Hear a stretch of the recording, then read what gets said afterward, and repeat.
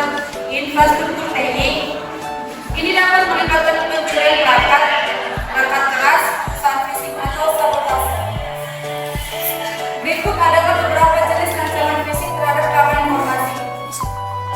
Ancaman phishing terhadap keamanan informasi ada 4, tapi saya akan menjelaskan 2 saja. Yang pertama itu ada bencana alam. Bencana alam seperti banjir, gempa bumi, kebakaran atau badai dapat menyebabkan kerusakan pada infrastruktur fisik yang digunakan untuk menyimpan, berproses atau mendistribusikan informasi. Yang kedua itu ada sabotase. Sabotase adalah tindakan yang dilakukan secara sengaja untuk merusak atau menghancurkan infrastruktur fisik yang digunakan untuk menyimpan, berproses atau mendistribusikan informasi tersebut. Selanjutnya itu ancaman fisik terhadap keamanan informasi dapat menimbulkan berbagai kerugian seperti pertama kerugian finansial, yang kedua kerugian reputasi, yang ketiga kerugian keamanan nasional. Penyimpangan informasi dari ancaman fisik ada beberapa yang dapat dilakukan, di antara lain yang pertama memiliki rencana pemulihan bencana (PRP).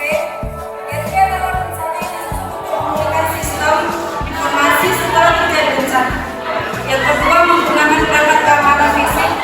Perangkat keamanan fisik seperti sistem keamanan CCTV dari alam dan alarm dapat membantu mencegah sabotase dan kerusakan akibat kelalaian manusia. Selanjutnya akan dijelaskan oleh Ansu.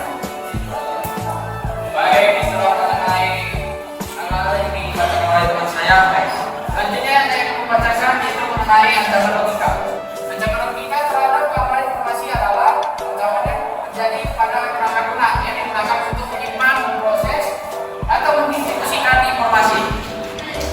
Ancaman ini pun dapat berasal dari berbagai sumber, baik itu manusia maupun mesin. Ancaman keamanan dan privasi big data seperti big data menjadi semakin rentan terhadap serangan cyber, terutama karena data yang terkonsolidasi dapat menarik perhatian para penjahat cyber. Baik, ancaman tersebut dapat mencakup seperti pencurian data, penekanan terhadap kerusakan infrastruktur yang secara kritis, dan potensi keuntungan finansial dari data yang diretas. Berikut adalah jenis-jenis ancaman logika terhadap keamanan informasi. Baik, scroll up.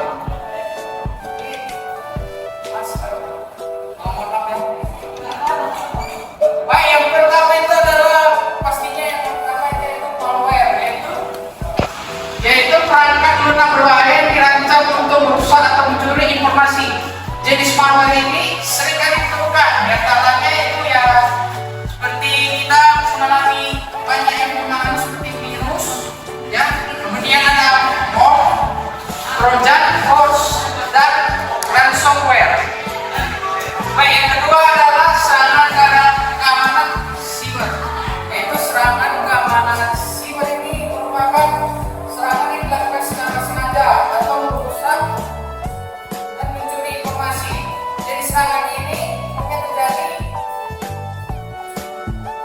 umumnya terjadi di DOS atau JTF dan serangan fisik. Baik, selanjutnya itu kesalahan manusia seperti kesalahan konfigurasi, kesalahan input, pemakaian, dan yang dapat menyebabkan keamanan informasi itu menjadi rentan. Baik, ancaman logika terhadap keamanan informasi dapat menyebabkan yaitu kerugian finansial, yaitu kehilangan data atau kerusakan data yang dapat menyebabkan kerugian finansial seperti biaya perbaikan atau penggantian data. Yang kedua adalah kerugian reputasi, yaitu kebocoran data dapat menyebabkan kerugian reputasi seperti kehilangan percaya diri dari pelanggan. Yang ketiga yaitu kerugian keamanan nasional, yaitu kehilangan data sensitif dapat menyebabkan kerugian keamanan nasional. Baik, dengan menerapkannya langkah-langkah keamanan yang tepat yang dapat melindungi keamanan informasi dari ancaman logika, yaitu berikut sebagai berikut.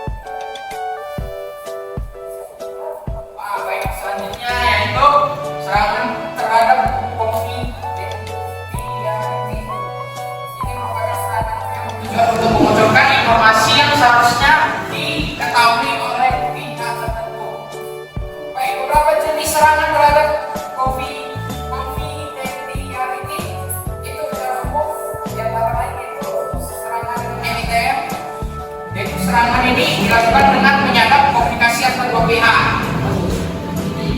Baik, yang selanjutnya itu pembobolan enkripsi, yaitu serangan ini dilakukan dengan cara memecahkan algoritma enkripsi ini digunakan untuk mengunci data. Baik, yang selanjutnya yaitu untuk melindungi konfidensial ini ada beberapa hal yang harus dilakukan. Yang pertama itu menggunakan enkripsi. Enkripsi ini dapat digunakan untuk melindungi data dari PMITN atau pembobolan. Baik, selanjutnya itu menggunakan autentikasi atau autentikasi dua faktor, yaitu autentikasi dan autentifikasi yang dapat membantu mencegah serangan phishing atau yang kita sering terjadi itu malware. Baik, yang selanjutnya itu menjaga keamanan perangkat, yaitu di mana perangkat ini harus dijaga keamanannya dengan menggunakan antivirus, ya. Baik, selanjutnya yaitu meningkatkan kesadaran keamanan, yaitu khusus pegawai yang harus dilakukan atau diberikan pelatihan tentang keamanan informasi untuk meningkatkan kesadaran mereka. Baik, selanjutnya akan dibacakan oleh rekan saya. Jadi terima kasih. Selanjutnya 3.5 di sini kita bahas serangan terhadap integritas. Serangan terhadap integritas adalah serangan yang bersifat mengubah data atau informasi yang seharusnya tidak dapat diubah. Serangan ini dapat menyebabkan data atau informasi menjadi tidak akurat, tidak lengkap atau tidak sah. Dikatakan bahwa kualitas adalah tujuan yang boleh dipahami karena harapan para konsumen akan selalu berubah. Setiap standar baru diteruskan, maka konsumen akan menutupi untuk mendapatkan standar baru yang lain atau yang lebih baik. Serangan terhadap integriti yang umum terjadi antara lain. Yang pertama ada modifikasi data, yang kedua perubahan data, yang ketiga ada perusahaan data. Serangan terhadap integriti dapat menimbulkan berbagai kerugian seperti kerugian finansial, yaitu serangan ini dapat menyebabkan kerugian finansial seperti biaya perbaikan atau penggantian data. Yang kedua ada kerugian reputasi. Serangan ini dapat menyebabkan kerugian reputasi seperti kehilangan kepercayaan dari pelanggan atau perjalanan bisnis. Yang ketiga ada kerugian keamanan nasional. Yaitu serangan ini dapat menyebabkan kerugian keamanan nasional seperti hilangnya data sensitif atau bahkan terjadi pidana.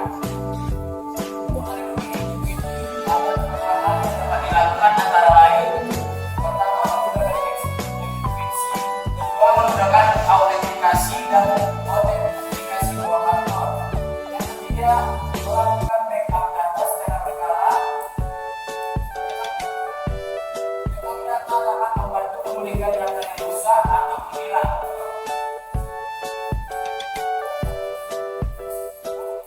Berikut adalah beberapa tips untuk melindungi integriti dalam kehidupan sehari-hari. Gunakan data satu yang kuat dan unik setiap akun. Mengetahui agar Anda secara berkala. Gunakan antivirus dan firewall yang tepat. Berhati-hatilah dengan email atau pesan yang meminta Anda untuk memberikan informasi rahasia.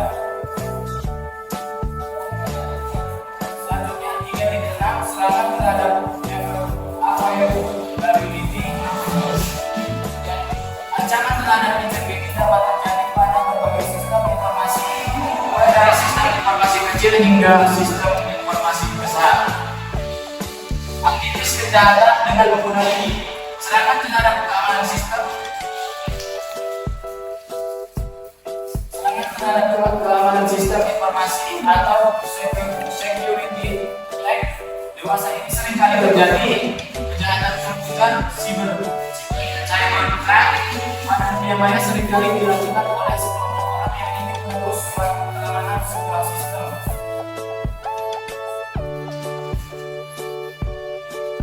Ini adalah gambaran dari serangan DOS.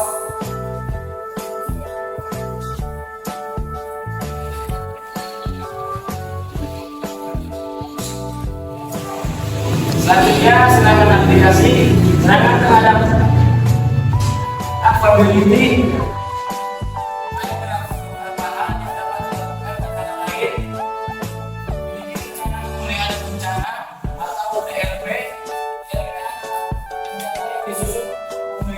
Sistem informasi setelah terjadinya serangan. Kedua, melakukan pemeliharaan rutin pada infrastruktur dapat membantu mencegah serangan pada infrastruktur yang dapat menyebabkan serangan terhadap availability. Yang ketiga, menggunakan nama informasi atau informasi seperti firewall dan intrusion detection system atau IDS dapat membantu melindungi sistem informasi dari serangan perusahaan OS. Berikut adalah beberapa tips untuk melindungi aplikasi